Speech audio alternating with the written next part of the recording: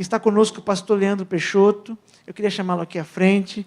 Ele é pastor da 2ª Igreja Batista de Goiânia. Está conosco desde ontem, estará conosco amanhã também. Que o Senhor, nosso Deus, possa continuar usando o seu servo para nos ensinar e instruir nessa noite. Boa noite, povo de Deus. É noite já, não é? Saúdo vocês com a graça e com a paz de Jesus. Amém? Desculpem o atraso, mas vamos prosseguir. Abra sua Bíblia no Apocalipse, no capítulo 1. Nós vamos ler os versos 1, 2 e 3. E hoje, nesse primeiro momento, eu quero pensar com você sobre que livro é esse. Que livro é o Apocalipse?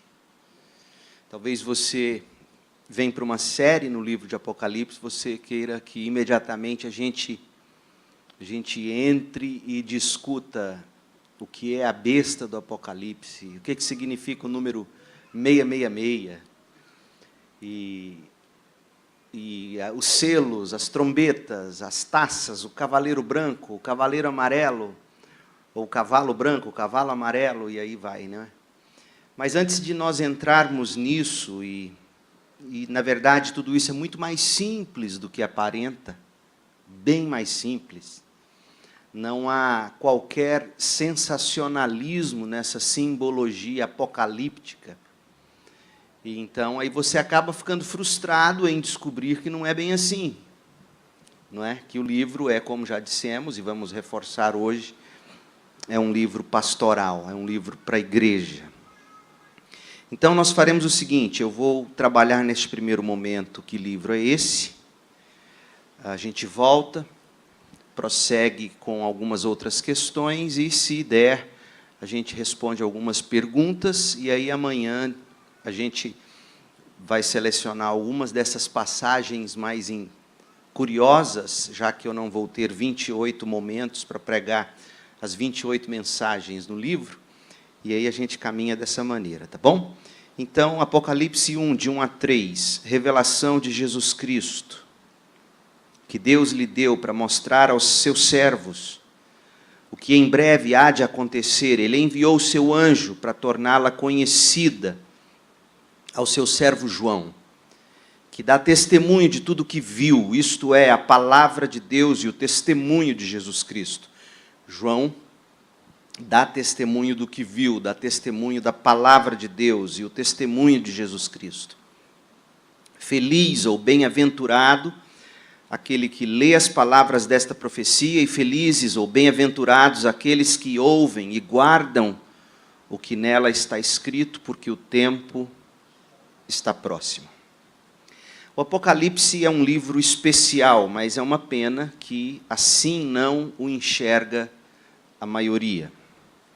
Historicamente, esse que é o último livro da Bíblia tem sido objeto de grande especulação, quando o livro não é totalmente ignorado. Por exemplo, Lutero, o pai da Reforma Protestante, que no ano passado celebramos os 500 anos da Reforma Protestante. Lutero, por exemplo, chegou ao ponto, no início, de não considerar o Apocalipse de forma alguma canônico. É verdade que Lutero também, em algum momento, não considerou Hebreus, não considerou Tiago, não considerou a Epístola de Judas.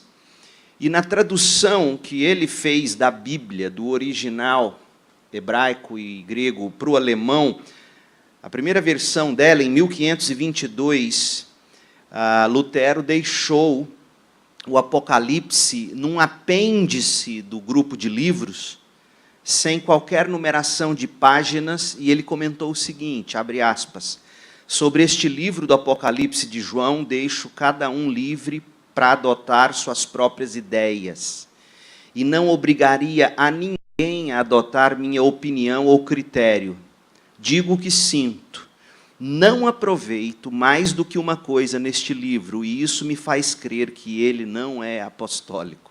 Fecha aspas. Lutero, no início, cria-se em 1522. Parece que ele mudou de opinião, porque 23 anos depois, no prefácio da edição dessa mesma Bíblia, 1545, ele anotou o seguinte: podemos tirar proveito deste livro e fazer bom uso dele. Cristo está junto dos santos e, no fim, conquista a vitória. Percebe que quando ele entendeu que Cristo é o centro disso aqui, que não há especulação, não há sensacionalismo, como talvez ele tivesse aprendido no início, e quando ele viu que Cristo é o centro, que ele está junto dos santos sofredores, e que no fim ele conquista a vitória, ele finalmente abraçou esse livro e diz: há sim valor. João Calvino, outro reformador, ele, apesar de considerar o Apocalipse um livro canônico, ele nunca questionou a autoridade e a canonicidade de Apocalipse, e Calvino chegou a citar o Apocalipse cerca de 40 vezes nos escritos dele. Calvino não dedicou nenhum comentário bíblico ao livro do Apocalipse, mas ele também não comentou nem a segunda, nem a terceira cartas de João. Alguns estudiosos argumentam que Calvino não teria comentado o Apocalipse porque ele não teve tempo para tanto, já que ele morreu tão precocemente, com 55 anos incompletos. De toda forma, fica a dúvida, né? No céu, a gente vai poder perguntar a Calvino o que ele pensava do Apocalipse. Então, quando o Apocalipse não é ignorado, ele é vítima de abusos. E já faz tempo, falamos isso ontem à noite, que o vocábulo Apocalipse passou a significar algo do tipo Deus do céu, misericórdia, algo terrível está para acontecer, algo desastroso aconteceu, de proporção apocalíptica. Então, a gente fala, por exemplo, de tempestades, de desastres naturais, de guerras, de atentados, de problemas diversos, como, abre aspas, proporção apocalíptica. Mas não era isso que os cristãos do primeiro século pensavam quando eles ouviam a palavra Apocalipse. Apocalipse soava para eles como algo muito mais convidativo e confortador do que é para nós. Então, Apocalipse é um livro para os nossos dias, para o aqui e agora, não porque seja um livro alarmista, capaz de entreter mentes curiosas, mas porque é um livro com mensagem de alento, escrito para sossegar as almas mais perturbadas diante de perseguições e de sofrimentos que os tempos do fim vão acentuando. Então, vamos lá. Para que o Apocalipse sirva de alento para o coração, para que o Apocalipse possa, de fato, sossegar a alma da gente, dos perseguidos, dos sofredores, ele precisa, primeiramente, ser compreendido. Porque se você não ler e não compreender, de que forma isso poderá te consolar? Então, aprender a ler o Apocalipse é muito como se preparar para você viver noutro país ou noutro povoado. Né? Todo missionário, quando ele discerne aonde Deus o está enviando, ele discerne a vontade de Deus para a vida dele, esse missionário precisa aprender pelo menos duas coisas. Quais sejam? O idioma, a linguagem, o vocabulário e a cultura do povo. De outra forma, esse missionário jamais conseguirá ter sucesso. E com o Apocalipse, na verdade, com qualquer livro, não é diferente. Se a gente não souber ler o livro, se a gente não souber considerar a sua linguagem, a gente não vai tirar o melhor proveito, se a gente não compreender a cultura e assim por diante. Então, além do estilo apocalíptico, né, falamos um pouquinho disso ontem e do porquê desse estilo, além de linguagem, cultura, é fundamental que se entenda o propósito do livro. Então, você entende a cultura de quem o escreveu, o contexto, você entende a linguagem, o vocabulário. É muito importante, especialmente se você está estudando um documento mais antigo, é importante você saber quais outros contextos aquela palavra foi usada pelo mesmo autor. Demos um exemplo ontem, a palavra mistério no vocabulário de Paulo, por exemplo. Então, a gente precisa compreender isso. E hoje eu quero tentar responder com vocês a seguinte pergunta: que livro é esse? Como é que a gente tem que ler e qual é a utilidade do Apocalipse? Porque se eu e você entendermos isso, quando a gente chegar na besta, no dragão, nos símbolos, nos 144.000, aí a gente entende de fato o que está acontecendo. O Apocalipse, em primeiro lugar, é sobre uma pessoa. Que livro é esse? É sobre uma pessoa. Não é sobre acontecimentos per si. Não é sobre catástrofe, não é sobre predição do futuro. É sobre uma pessoa. As boas histórias, geralmente, são sobre pessoas. Os bons filmes, os bons livros, logo no início, a gente começa a ser apresentado aos personagens. Quantos aqui são do tempo do Stallone Cobra, né? Eu me lembro de ir no cinema e assistir Stallone Cobra, e era interessante, já no início, ver aquele herói em ação, e esse é o cara. Então, não é diferente no caso do Apocalipse. Observe aí, as 3 primeiras palavras desse livro já nos apresentam o personagem principal. No grego, se lê as 3 primeiras palavras do livro assim: Apocalipsis Iesu Cristo. No português, na nova versão internacional, lê-se Revelação de Jesus Cristo. O livro trata de revelar Jesus Cristo. A revelação é de Jesus, é sobre Jesus. As duas coisas estão implícitas nessa expressão grega. Então, isso aqui, se você é um leitor atento, Apocalipse de Jesus Cristo.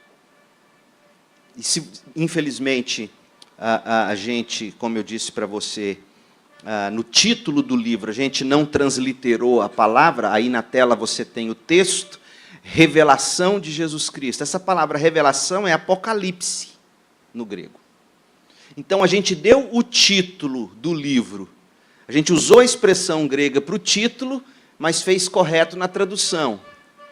Então, eu particularmente sou adepto da ideia de que o livro de Apocalipse, no nosso idioma, deveria se chamar Revelação.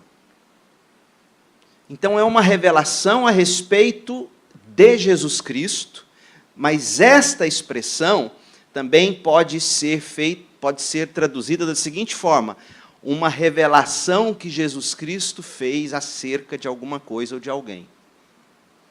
Então, se eu chego aqui e digo assim, revelação de Jesus para você, eu posso estar dizendo 2 coisas, o contexto vai determinar. Eu posso estar dizendo, eu vou revelar algo sobre Jesus, ou eu vim revelar algo que Jesus mandou eu revelar. Eu vou revelar Jesus como pessoa, ou eu vou revelar uma palavra vinda de Jesus. Pode ser as 2 coisas. E os comentaristas que eu mais gosto, que são os reformados, no que diz respeito ao texto do Apocalipse, eles dizem que seria, sim, uma revelação da pessoa de Cristo, mas também pode ser uma revelação que Cristo deu a João a respeito dos tempos do fim, levando em conta Cristo. Então, o livro trata de revelar Jesus, trata de nos mostrar Ele. E qual é o valor de se ver Jesus no Apocalipse? A tese que eu defendo para você é que o Apocalipse se propõe a revelar a pessoa de Jesus. Por quê? Vamos pensar nos livros que a gente tem no Novo Testamento. Quais são as categorias de livros que nós temos no Novo Testamento? Nós temos evangelhos, nós temos um livro histórico, qual seja, Atos, nós temos epístolas e nós temos Apocalipse. Quatro tipos de livros. Então, vamos lá. Nos evangelhos, nós temos uma revelação de Jesus em forma humana. A gente descobre que Deus se fez carne, habitou entre nós, cheio de graça e de verdade. Nós vimos como Ele viveu entre nós, nós vimos o seu sofrimento, nem tanto do seu sofrimento. Né? Mel Gibson exagerou na dose, na Última Paixão de Cristo. Não sei se vocês já leram críticas inteligentes sobre aquele filme. Eu vi crente pagar a sessão de cinema para assistir o filme. E eu gosto do que John Stott discute sobre a crucificação de Jesus. John Stott diz que a crucificação de Jesus, a ênfase não é no que Jesus sofreu. Jesus nunca quis que a gente tivesse pena do sofrimento dele. Então, Mel Gibson, quando ele faz aquele filme, ele está, de fato, levando em conta a sua herança católica romana, que gosta dessa ênfase. Jesus, ele nunca... A vontade de Deus nunca foi chamar a nossa atenção para o pobre Jesus, porque pobre ele nunca foi nesse sentido. Quando as mulheres estão chorando por ele, vendo ele sofrer, vocês se lembram que elas ouvem dele, lá no Evangelho de Lucas? Não chorem por mim, antes chorem por vocês. E quando ele foi morrer, ele disse para a morte, morte, agora você pode me levar. Pai, nas tuas mãos eu entrego o meu espírito. Deu seu último suspiro e morreu. Ele é soberano até na morte, ele não é Marte. Então, mas os evangelhos, eles mostram esse início da obra de Jesus, o Deus que se encarna, vive sem pecado entre nós, morre no lugar do pecador, ressuscita ao terceiro dia. Essa é a formulação teológica que os evangelhos se propõem a revelar. Aí vem o livro de Atos. O livro de Atos vem porque uma das últimas coisas que Jesus disse aos discípulos foi: vão, façam discípulos de todas as nações, batizando-os em nome do Pai, do Filho e do Espírito Santo, etc. E eis que estou convosco todos os dias, né? E aí Jesus vem e nós temos o livro de Atos, que é a igreja cumprindo essa questão. O livro de Atos, ele é até um livro que não tem uma conclusão, é um livro que termina aberto. Alguém até já disse que a intenção era essa mesmo. Eu já vi versões dizerem que o livro de Atos... Desculpa eu devagar, mas... Vamos lá. Você já reparou que Lucas escreveu 2 obras? Lucas e Atos. As 2 obras têm mais ou menos o mesmo tamanho. Se você tivesse acesso aos manuscritos originais direitinho, você veria que eles estariam no tamanho de um mesmo papel, mesmo, digamos, um A3, tá? Aquele papel maior. Frente e verso, digamos, preenchido. Seria ali o grego do Evangelho de Lucas e o grego de Atos. 2 tomos, 2 volumes. Por quê? Porque ele escreveu de uma forma que coubesse num papel só. Aí ele fez o primeiro volume e o segundo volume. Há quem diga que ele planejava escrever o 3º volume. Por que eles dizem isso? Porque eles queriam, seria Paulo narrando a ida dele aos confins da terra. Porque ele deixa claro isso. Serão minhas testemunhas em Jerusalém, Judéia, Samaria, até os confins da terra. Roma não era os confins da terra para Paulo. Quando ele escreve aos romanos, ele quer que os romanos sustentem a obra missionária dele, para que ele sim chegue aos confins da terra. Mas eu não vim aqui falar de Atos, nem de Lucas, né? Mas é importante você ver o seguinte: Cristo nos evangelhos, ele encarna e inicia o ministério, dá a ordem para a igreja. Em Atos, a igreja começa a cumprir a grande comissão. Ela não tem fim. Como Paulo nunca escreveu o 3º volume, a gente fica ali até com uma ideia de que a história continua e nós somos parte de Atos, o último capítulo de Atos, né? Atos 26, né? Acho que ele termina no 25. Não, no 28. 28. Então, nós estamos no capítulo 29, a história da igreja hoje. E aí vem as epístolas. As epístolas servem para mostrar para nós o quê? As epístolas nos revelam os problemas da igreja. Então, são os apóstolos corrigindo os erros de percurso dessa igreja que está buscando cumprir a grande comissão. Então, se você tem a última imagem de Jesus, imagina você, se a sua última imagem de Jesus na Bíblia é a do Jesus que aparentemente não está fazendo nada para resolver o problema de Corinto, porque você lê 1 Coríntios, você entra em crise com a igreja. Você lê 2 Coríntios, você fica triste, porque a igreja que Paulo fundou estavam agora o desprezando. Você lê 3 de João, você descobre que já existiam idiótrefes nas igrejas, né? Já existiam homens tentando manipular as igrejas. Então você olha um Cristo que, nos evangelhos, que encarnou, viveu entre nós, ressuscitou e foi ao céu. Você vê a igreja começando a história, e a história da igreja em Atos ela é linda, ela é uma igreja que está triunfando, apesar de toda a perseguição.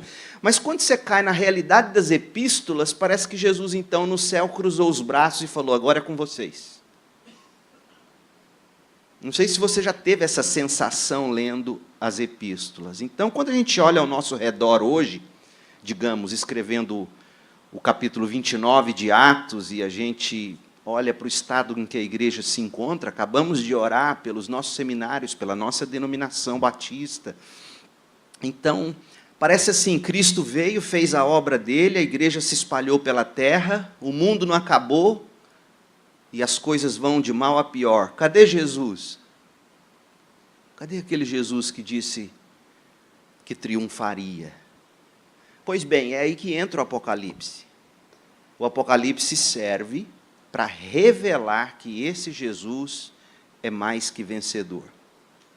Então, é uma revelação desse Jesus que tem o controle da história nas mãos. Está vendo? Quando você consegue perceber a realidade canônica, aí os selos fazem sentido. Jesus quebrando os selos no Apocalipse, sabe que simbolismo é esse? Ele tem autoridade para pegar o rolo, a história humana, a história da humanidade, história essa decretada, escrita pelo próprio Deus, ele vai quebrando os selos, e na medida em que ele vai quebrando cada selo, as coisas vão acontecendo. Então, aí o que acontece? A gente fica com os olhos, imagina que ele quebra o selo e a história acontece. Aí nossos olhos ficam ali correndo na história. E esquece de olhar para aquele que quebrou o selo, como que dizendo, está acontecendo conforme eu quero. Percebe? Essa é a ideia da soberania de Deus. Então, quando João, no Apocalipse, vê o Cordeiro quebrando os selos, ele para de chorar, ele recupera o fôlego, ou seja, não está nada perdido. Meu Deus continua soberano. Essa é a ideia dos selos. Do Deus soberano sobre os problemas. Então o Apocalipse ele vem para nos mostrar que esse Jesus que veio e disse que estabeleceria o seu reino, ele finalmente estabelecerá seu reino conforme o Apocalipse nos revela. Então o Apocalipse serve como se fosse lentes através das quais a gente pode e deve enxergar a maldade, a morte, guerras, rumores de guerras, catástrofes naturais, epidemias, os males do mundo, males estes causados por consequência do pecado. Então, João quer que a gente leia tudo isso a partir do Cristo que o Apocalipse nos revela, a revelação do Cristo, de Jesus Cristo. Então, o último livro da Bíblia foi escrito para nos ensinar a ver todos os acontecimentos universais, o significado da história, à luz da revelação da pessoa de Jesus Cristo. A vida aqui na terra, à luz da perspectiva do trono, onde se assenta o Cordeiro. Outro fato interessante. Abra sua Bíblia aí, por exemplo, em Apocalipse. Apocalipse, capítulo 4. Versículo 1. Apocalipse 4:1. Capítulo 3, Jesus acabou de descrever as 7 igrejas, não é? A realidade das igrejas, um monte de problema, um monte de acertos. Então, na verdade, nós vemos a igreja das epístolas aqui, em Apocalipse 2 e 3. Nada de novo. Mas não é tão consolador assim, porque, poxa, cadê Jesus? Sim, nós já vimos lá no capítulo 1 que ele anda no meio dos candelabros, ele anda no meio da sua igreja. Ele tem olhos como de fogo, etc. Aquela descrição da soberania e da santidade, de tantas coisas do Cristo ali. Mas aí vem os problemas das igrejas todas. Aí olha como começa o capítulo 4. Esses detalhes são os detalhes que a gente tem que prestar atenção e geralmente a gente não presta. No meio de todos os problemas da igreja no mundo, verso 1 do capítulo 4, então, quando olhei, vi uma porta aberta no céu. Veja que a atenção de João agora sai do problema das igrejas e vai para o céu, a porta aberta. E a mesma voz que eu tinha ouvido antes, falou comigo como um toque de trombeta. A voz disse: suba para cá e eu lhe mostrarei o que acontecerá depois destas coisas. E no mesmo instante fui tomado pelo Espírito, e olha o que ele vê. Vi um trono no céu e alguém sentado nele. O trono, Deus não deixou de ser soberano. Aquele que estava sentado no trono brilhava, e aí vem descrições maravilhosas que revelam atributos, o caráter de Deus na linguagem apocalíptica. Então é isso que João quer que a gente enxergue. Que a porta do céu sempre continua aberta, e quem tiver olhos para ver e ouvidos para ouvir, vão conseguir continuar vendo que o Senhor Deus está e permanece no trono do universo, soberano sobre tudo e sobre todos. O Apocalipse é sobre essa pessoa, o Cristo triunfante e vitorioso. Então essa é a primeira coisa que a gente tem. Que livro é esse? É um livro sobre Cristo. O Cristo que nunca deixou de ser soberano, apesar de tudo parecer estar indo de mal a pior. Apesar de tudo parecer ter perdido de controle. Como eu vi as pessoas desesperadas nessas eleições, dizendo: se o Bolsonaro não ganhar, é o fim do Brasil. Não sou de esquerda, não votei no Haddad, não se preocupa. Um dia eu falei isso numa igreja e pensaram que eu era de esquerda. Então não sou, não precisa brigar comigo, votei no Bolsonaro, tá? Então, mas eu ficava vendo as pessoas dizendo, assim, num desespero. Eu falei: gente, o que é a história do Brasil comparada à história dos grandes impérios que já vieram e já foram? Então, assim, os crentes entrando em desespero e parece que precisavam de novo ter essa visão que João teve, de ver a porta do céu aberta, Deus no trono, dominando sobre tudo, sobre todos. Então, leia o Apocalipse para você enxergar Jesus, quem Ele é e o que Ele está fazendo na história. É isso que João quer que você faça. Segunda coisa, o Apocalipse ele tem um propósito. Verso 1, capítulo 1, verso 1. Revelação de Jesus Cristo, que Deus lhe deu para mostrar aos seus servos o que em breve há de acontecer. Mostrar aqui, o verbo não significa apenas colocar diante dos olhos da gente as coisas escondidas sobre o futuro. Mostrar aqui carrega a ideia que o próprio termo Apocalipse ou revelação quer dizer, significa você descortinar uma realidade. Mostrar o que em breve há de acontecer significa expor diante de nós o futuro e a história à luz da revelação de Jesus Cristo, percebe? Então João está dizendo assim: vejam o que em breve vai acontecer à luz de quem Jesus nunca deixou de ser. É isso que João, o propósito não é mostrar as catástrofes, mas o Cristo vitorioso nesse contexto. Mostrar essas coisas a quem? Aos seus servos. Os servos de Jesus, diz o texto. O que isso significa? Os servos de Jesus, eles encontram conforto quando eles enxergam o sofrimento à luz do que Jesus está fazendo nestes dias do fim. Lembra da história que eu contei do meu filho ontem?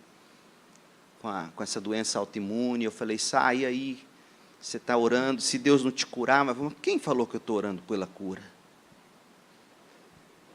E veja a visão dele, aí ele diz assim: porque se Deus colocou isso em mim, é porque Ele tem um propósito, então eu não quero desperdiçar essa doença.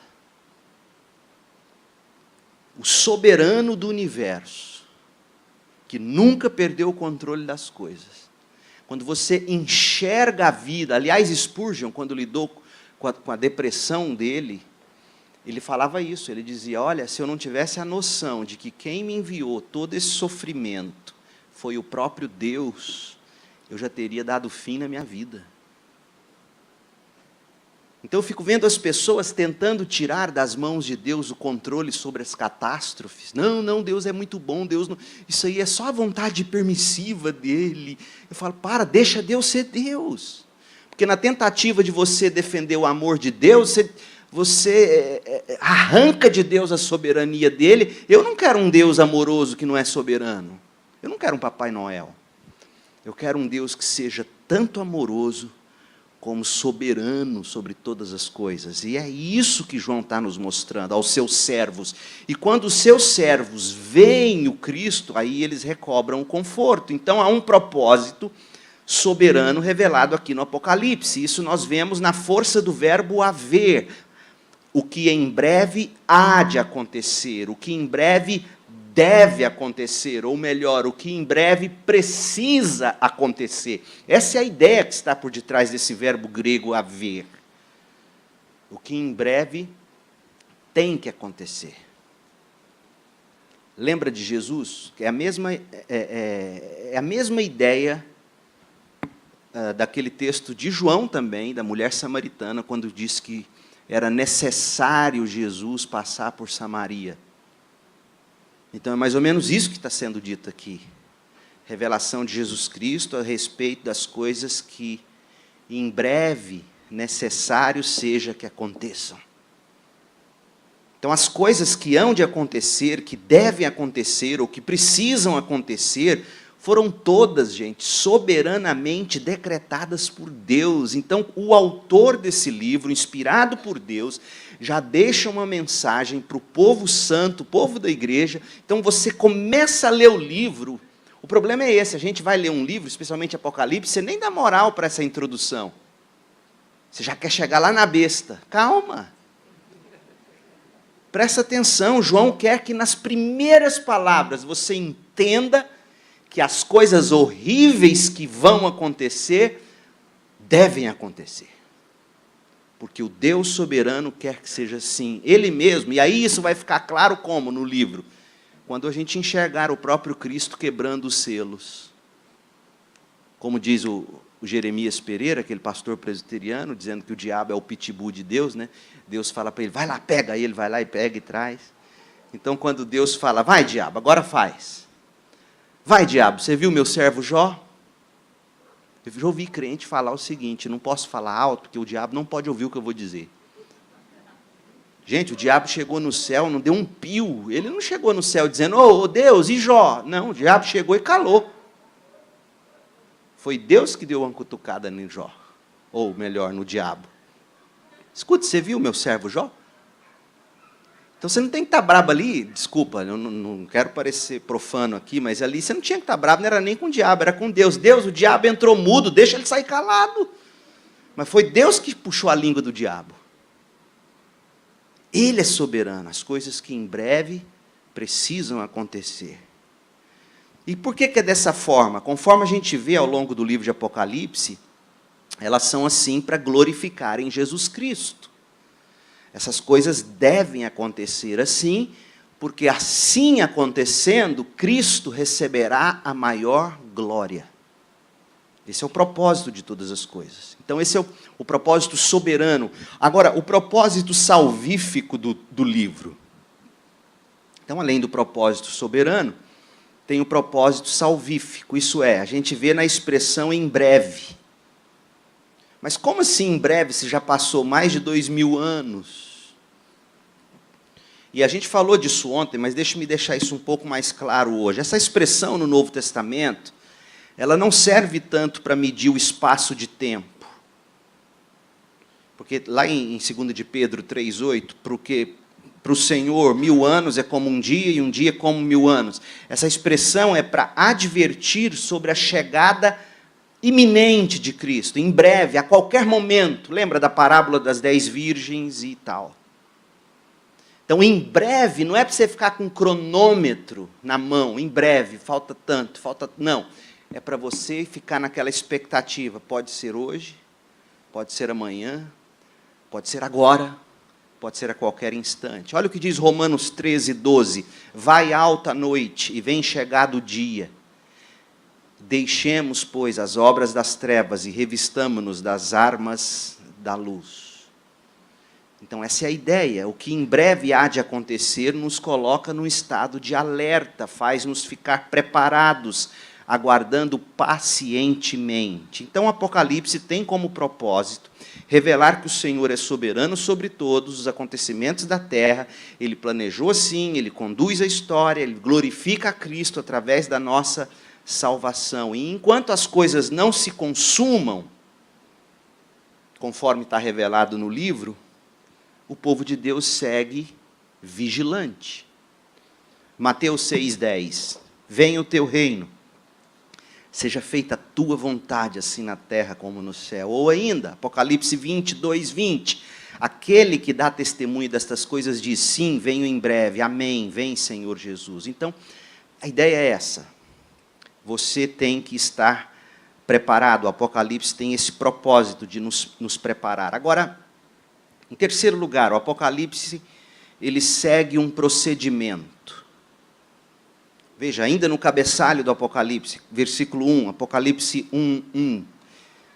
Ele, o Cristo, enviou o seu anjo para tornar essas coisas conhecidas, torná-la conhecida aos seus servos, ao seu servo João. Então, o modo de Deus entregar o Apocalipse a João foi curioso. O modo de torná-lo conhecido ao apóstolo foi pela mediação de um anjo, de um mensageiro. De outra forma, não teria sido possível, ou Deus preferiu que fosse assim. Para nós parece estranho, mas estranho para o leitor desatento do Antigo Testamento. Porque no Antigo Testamento, anjos aparecem fazendo revelação. Sabemos, por exemplo, que a lei foi entregue no Sinai, abre aspas, por intermédio de anjos. Atos 7:53 nos diz isso. Gálatas 3:19 reforça isso. A lei foi entregue a Moisés no Sinai por intermédio de anjos. Anjos são mensageiros. Anjos. Então é como se João quisesse que os seus leitores se lembrassem da solenidade do Sinai, do mesmo anjo, digamos, que entregou a lei a Moisés, entregava essas revelações ao João.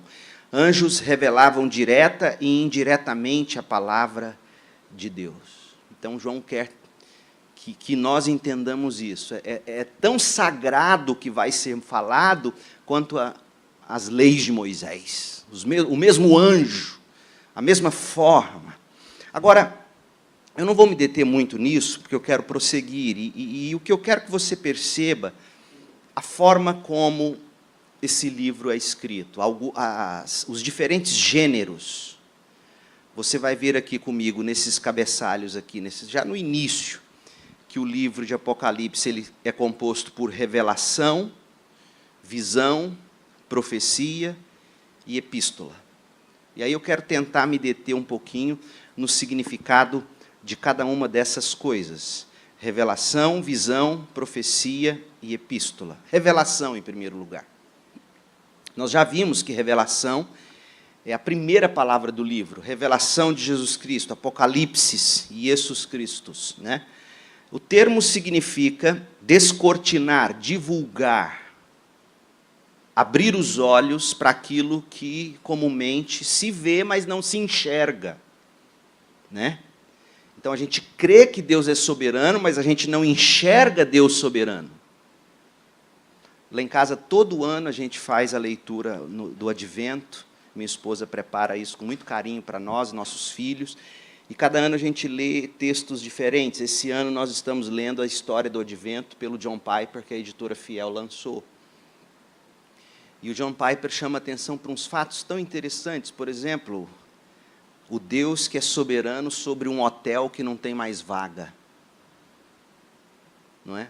Quando Maria e José chegam nas instalações da cidade, não tinham vagas nos hotéis. O que a gente faria, né? A gente reclamaria, a gente brigaria. Então, ele vai mostrando essa soberania do Deus que faz não ter vaga no hotel. O Deus que pega um governante, um déspota, e levanta um recenseamento de última hora para explorar ainda mais o povo, para que José e Maria pudessem, então, sair de onde estavam e a profecia se cumprir e o menino nascer em Belém. Então, a gente sabe que Deus é soberano, mas a gente não vê a soberania de Deus quando a gente não encontra vaga num hotel, quando a gente é julgado ou é governado 13 anos por um governo corrupto. Vocês aqui no Rio, eu oro pelo Rio, vejo as notícias, o que fizeram com esse lindo Estado, não é? As governanças desse Estado, os ex-governantes que merecem muito mais do que estão pagando hoje, se é que estão, de alguma forma, na prisão. Então, a gente costuma ver essas coisas, a gente crê que Deus é soberano, mas a gente não vê a soberania de Deus segurando as rédeas dessas situações, né? Então, a revelação de Jesus Cristo é para tirar as vendas. Essa é a ideia de revelação. Porque é impressionante como o meio pentecostal, e falo com todo carinho e respeito, mas especialmente o movimento neopentecostal, como que transformou essa ideia de revelação, que é muito mais isso. Aliás, gente, para você ter uma ideia do que eu estou falando, você se lembra da oração que Paulo faz pelos Efésios, no capítulo 1, quando pede que Deus dê a eles espírito de revelação? Aquela oração, ilumine o coração deles, dê a eles um espírito de revelação. Mas como assim, que espírito de revelação?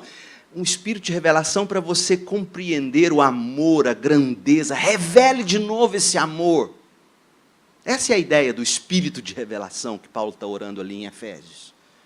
É mais ou menos essa ideia de revelação que o Apocalipse traz quando ele se torna para nós um livro que tem esse gênero revelação.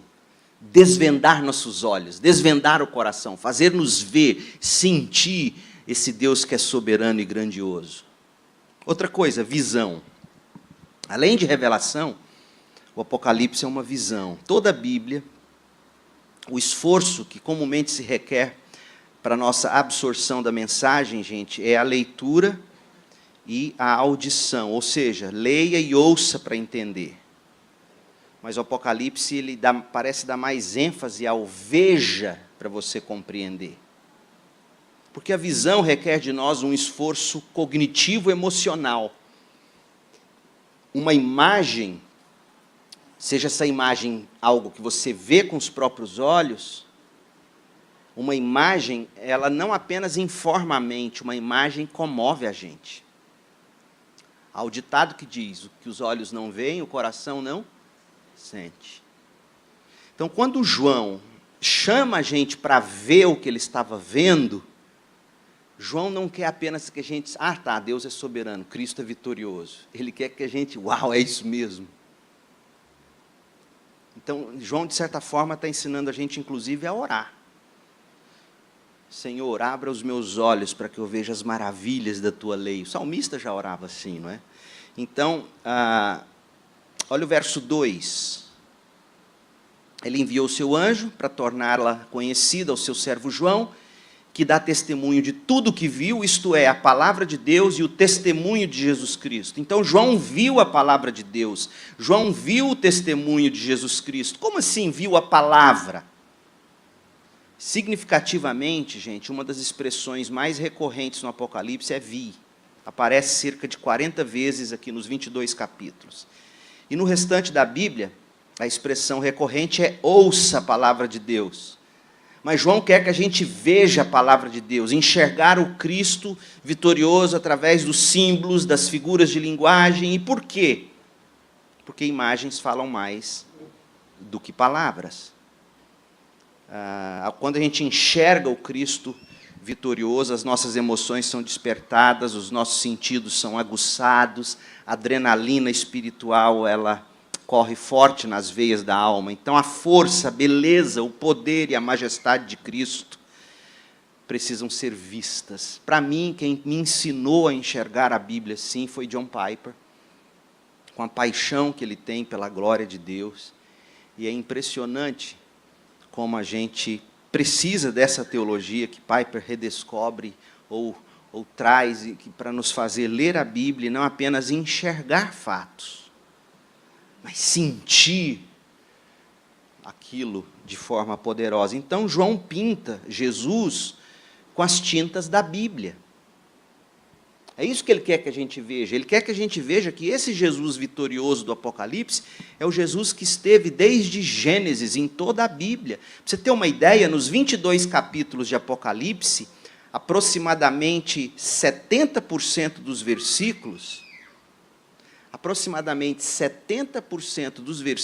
do Apocalipse são referências ao Antigo Testamento. É muita coisa. Então, o pigmento que João utiliza para pintar nessa tela a revelação que ele viu de Jesus Cristo são as próprias palavras das Escrituras. O Apocalipse é para ser visto. O último livro da Bíblia é a palavra de Deus em cena. Então, ele é visão. Em terceiro lugar, ele é profecia.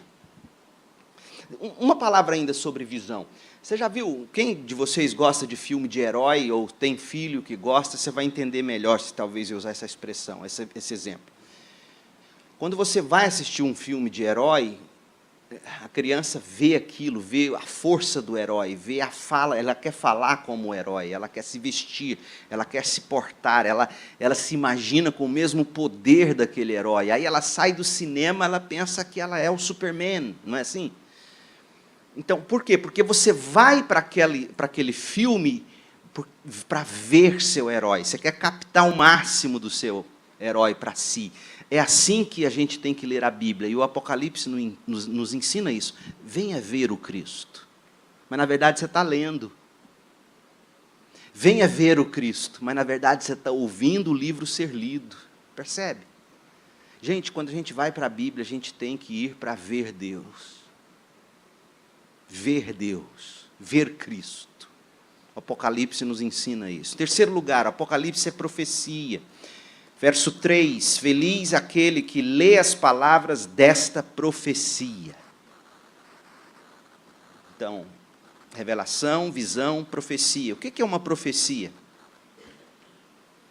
A nossa resposta natural é que profecia é uma predição do futuro. Mas quando a gente olha para a Bíblia, impressionantemente, na grande maioria das vezes, a profecia não é para revelar futuro, mas é para aplicar a palavra de Deus no presente. Sim, existe conteúdo relacionado com o futuro, mas na maioria das vezes, na maioria dos casos, o ensino sobre o futuro é para nos despertar para uma vida que glorifique a Deus no presente. Então, longe de ser uma mera predição, a profecia é uma declaração. O coração de qualquer profecia bíblica não é simplesmente veja o que está por vir. O coração de uma profecia bíblica é assim diz o Senhor. Ou seja, à luz do que virá, à luz do que vai acontecer, como é que você vai viver aqui e agora? Isso é profecia. À luz do que está por vir. Então, na profecia, Deus capacita alguns dos seus, os profetas, entre aspas, a ver o que outros não podem ver, especialmente no que se refere à vontade de Deus para o dia a dia do povo.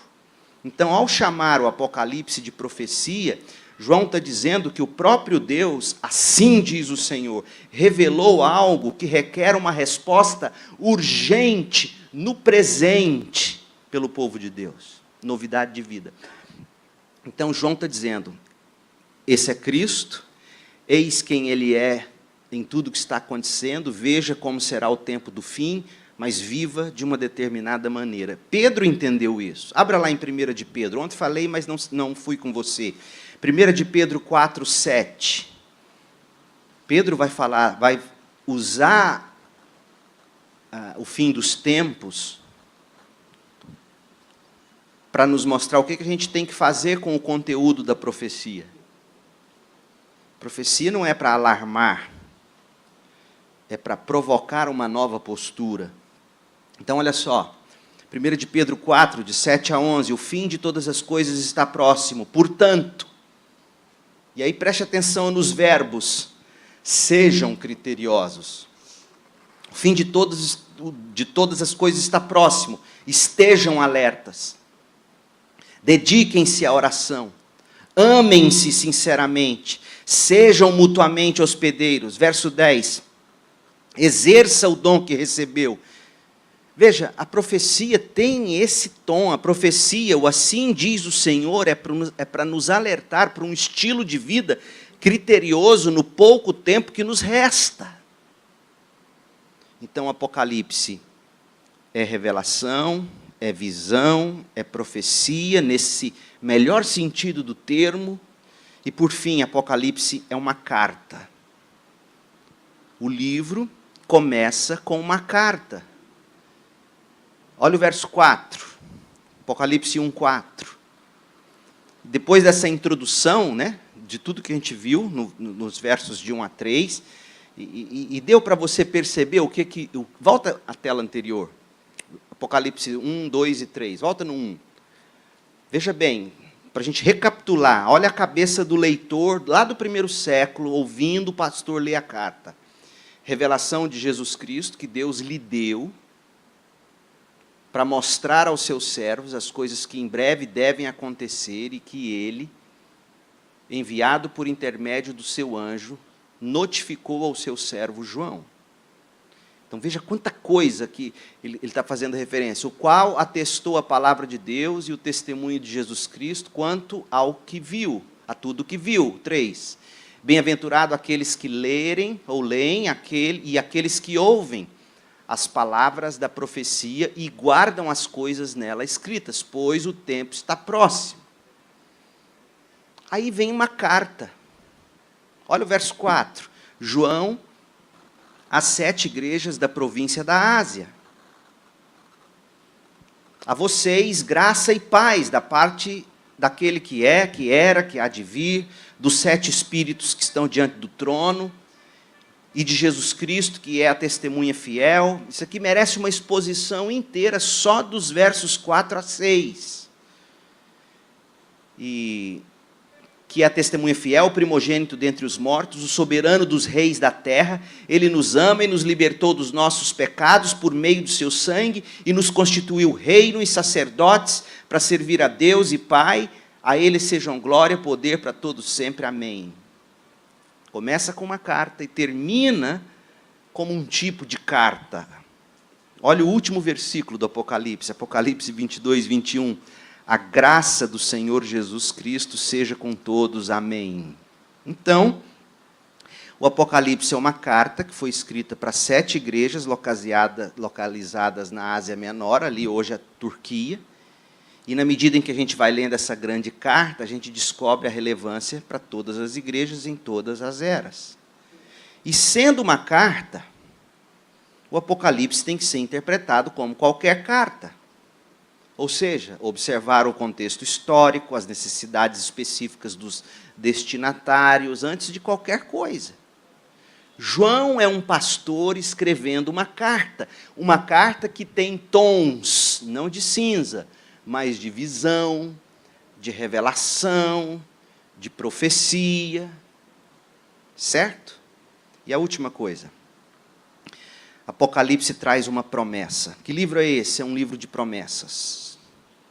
Apocalipse é sobre Cristo e tem como propósito projetar a glória de Cristo. Onde está a promessa? Verso 4, 3, Apocalipse 1, 3. Bem-aventurado ou feliz aquele...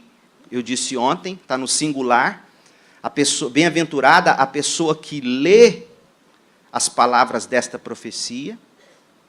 Então, fazendo uma aplicação, desculpem a forçação de barra, bem-aventurado o pastor que lê a Bíblia para a igreja, e não outras coisas, né?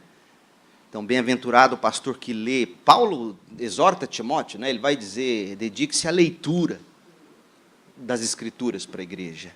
Então, feliz aquele que lê as palavras desta profecia, e felizes aqueles, plural, a igreja ouvindo, que ouvem, mas não apenas ouvem, e que guardam o que está escrito nestas palavras, né? Porque o tempo está próximo. Então, nós somos bem-aventurados, primeiro, porque a gente vive na expectativa de que o tempo está próximo. Enquanto muita gente vive fazendo plásticas e botox para viver eternamente jovem, morrendo de medo de deixar essa vida, e para mim não há nada mais ridículo do que a gente, na medida em que envelhece, querer permanecer adolescente. Né? Uma coisa é você se tornar um velho no espírito, na alma, isso é outra história, mas é bonito envelhecer, a Bíblia retrata assim. Não é? Então o fim está próximo, a gente vive nessa expectativa, feliz quem reconhece isso, mas não apenas isso, feliz é quem absorve, ouve a palavra e quem guarda a palavra. Então é uma promessa condicionada, digamos assim, condicionada ao ler, condicionado ao ouvir, condicionada ao guardar. Então você lê, absorve, deixa a palavra penetrar, você ouve, compreende, você vê essa palavra e você guarda e obedece. Essa é a importância de uma conferência como essa. Todo ano vocês fazem uma. Porque esse é o objetivo, essa bem-aventurança ela é condicionada. E existem outras, são 7 bem-aventuranças ao todo no Apocalipse. Depois você lê Apocalipse 1:3, Apocalipse 14:13, daria uma série de 7 sermões sobre essas bem-aventuranças. Apocalipse 16:15, 19:5, 20, verso 6, 22:7 e 22:14. Então, o Apocalipse traz promessas do começo ao fim. Eu termino essa palestra aqui. Eu poderia dizer muito mais, mas eu não quero. Alguma dúvida? Vamos lá, sobre o que foi dito hoje, agora, antes de encerrar, para a gente vir para o segundo momento. Alguma palavra, alguma observação?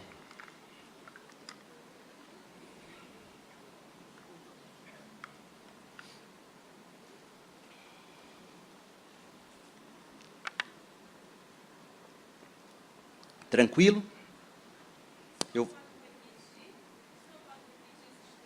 Sim.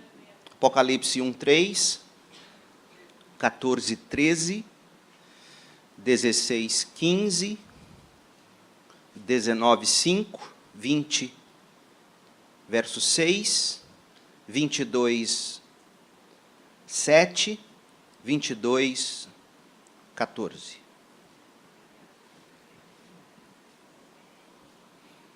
Então vamos orar, encerrando essa primeira parte. Pai, em nome de Jesus, obrigado pela Tua palavra.